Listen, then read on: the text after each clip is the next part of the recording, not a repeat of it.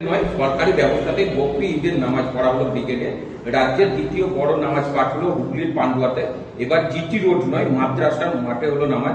মুখ্যমন্ত্রী শুভেন্দু অধিকারী ঈদুল আজহা নিয়ে শুভেচ্ছা বার্তাও জানিয়েছেন। ভালো তো দেখুন, আমাদের বক্তব্য একটাই, এই পশ্চিমবঙ্গে 30% উপরে মুসলমান আছে, তাদের ধর্ম ইসলাম ধর্ম। মোটামুটি ইসলাম ধর্মে দুটো সময় থাকে যখন এক বিশাল অংশের মানুষ নামাজে অংশগ্রহণ করে, এক ঈদ আর দুই ঈদুল আদহা মানে বকরি। বাকি যেটা হয় সেটা শুক্রবার জুম্মার নামাজ পড়া হয়। পশ্চিমবঙ্গ নামক যে রাজ্যটা, সেটা ডেন্সলি পপুলেটেড, অর্থাৎ এখানে প্রচুর মানুষ এক জায়গায় বসবাস করে। সেইখানটায় স্থানের অভাব হতে পারে।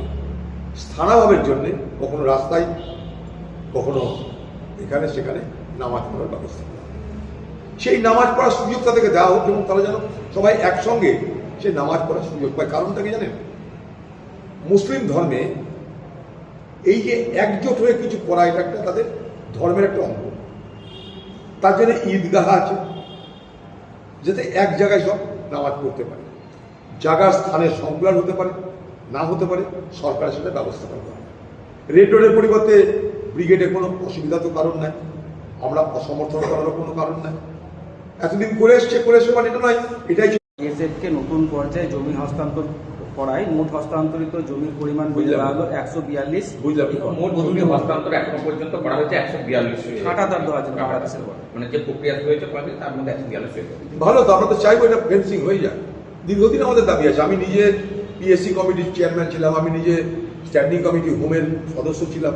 দীর্ঘদিন ধরে আমরা এটা বলে আসছি রাজ্যকে, যে ফেন্সিং এর ব্যবস্থা করা। আনফেন্স অনেক এলাকা থেকে গেছে।